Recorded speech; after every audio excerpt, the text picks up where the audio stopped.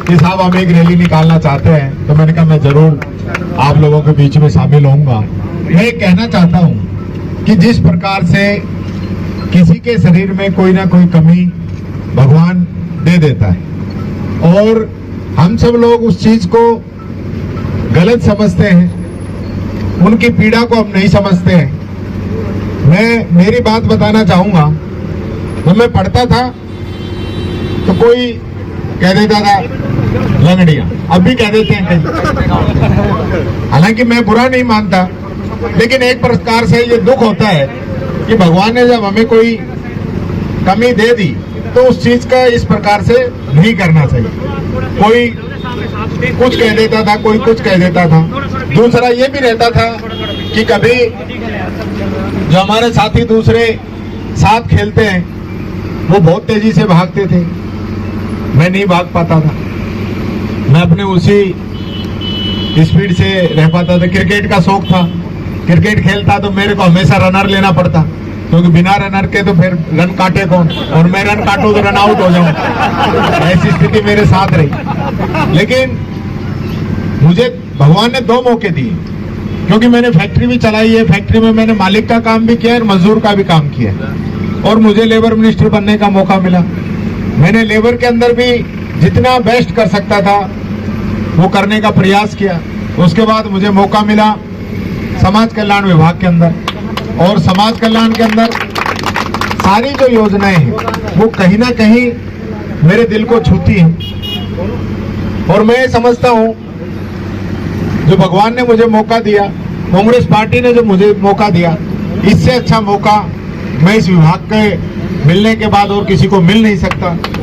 मैंने चाहे जितनी भी स्कीमें हों, आज हम पेंशन की बात करें तो पेंशन आज सिर्फ जनाधार से बन जाती है, पेंशन लेने के लिए चक्कर काटने की जरूरत नहीं है। और पेंशन अब मुख्यमंत्री जी ने 1000 रुपए कर दी है, आगे हर साल 15% बढ़ेगी। जीवित होने का प्रमाण पत्र के लिए लोगों को चक्कर काटने पड़ते हैं, पेंशन बंद हो जाती थी।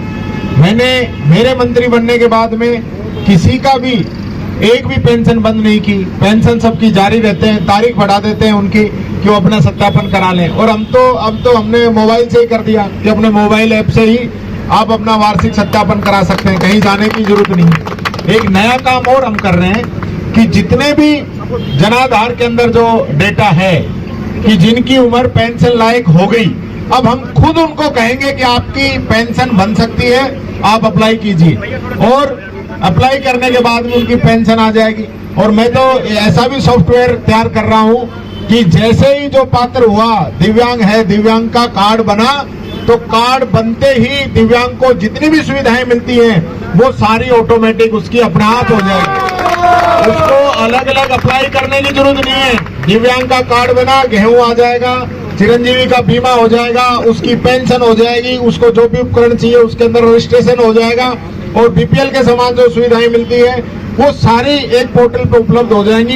ये सारा मैं कर रहा हूँ, और ये सबके लिए कर रहा हूँ। समाज कल्याण के जितने भी जो हमारे लाभार्थी हैं उनके लिए कर रहा हूँ। जैसे बच्चों को हम छात्रवृत्ति देते हैं, तो उसके अंदर भी बच्चा जैसे अप्लाई करेगा उसको न तो डोमिसाइल लगाने की जरूरत, न मार्कशीट लगाने की जरूरत, न उसको कोई सर्टिफिकेट लगाने की जरूरत, न आय प्रमाण पत्र लगाने की जरूरत, सब हम अपने आप कर लेंगे पोर्टल के आधार से। तो ये सारी चीजें हम टेक्निकल रूप से जोड़ रहे हैं ताकि लोगों को कम से कम परेशानी हो।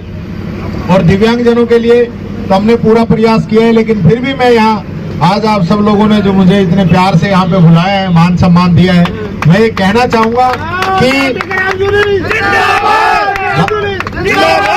राजस्थान की जो स्कीमें हैं वो सबसे बेस्ट तो है ही है, लेकिन इसके अलावा भी आप अगर और कोई स्कीम जुड़वाना चाहेंगे वो आपके लिए स्कीम स्पेशल रूप से बने।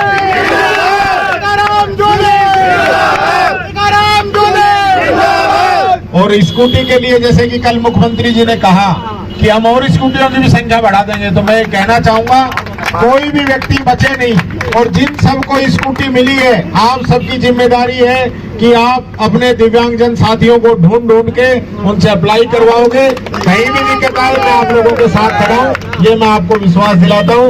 आप इसी प्रकार से आपकी जो संस्था है दिव्यांग प्रमाण संस्थान, ये लगातार जो है लोगों के काम करती रहती है, और मेरे भी पीछे लगे रहते हैं साहब ये कराओ ये कराओ। और यही नहीं, पूरे राजस्थान के अंदर इनके जो साथी हैं वो मदद के लिए आते हैं, तो मैं तो अपना सौभाग्य समझता हूँ।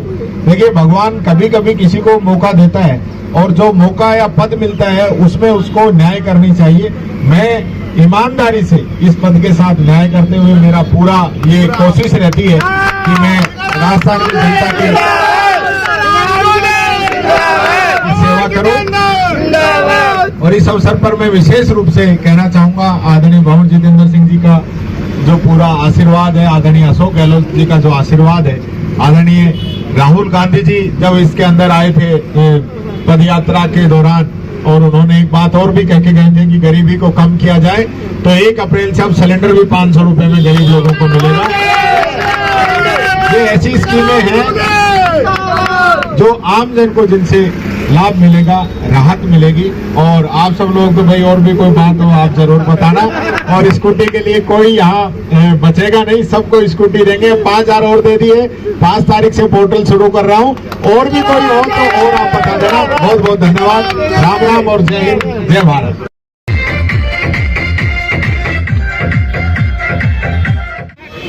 अलवर ग्रामीण को या पूरे राजस्थान की जिम्मेवारी थी 5 अहम विभागों की। ऐतिहासिक बजट है, ऐतिहासिक योजनाएं हैं। राजस्थान की जनता का पूरा ध्यान रखा गया है। महंगाई और बेरोजगारी जो आज इस समय देश में चरम पे है, उसकी लड़ाई लड़ने का काम अशोक गहलोत जी कर रहे हैं। और प्रदेश के अंदर इस प्रकार की योजनाएं दी हैं जिससे आम जन को राहत मिलेगी। आपने देखा होगा दिव्यांगजनों को स्कूटी मिली है। इसी के साथ साथ आज से 500 रुपये में सिलेंडर मिलना शुरू हो रहा है। पेंशन है वो 1000 रुपये कर दी गई है। बच्चों के एजुकेशन के लिए स्कूटी योजना में 30,000 स्कूटी कर दी गई है। 19 जिले दे दिए गए हैं साथ में। मैं बीच में रोक दूं, इसलिए हम आपका दिल से आभार और शुक्रिया अदा करते हैं साहब। बहुत बहुत आभार आपका। मंदिर जी आपके लिए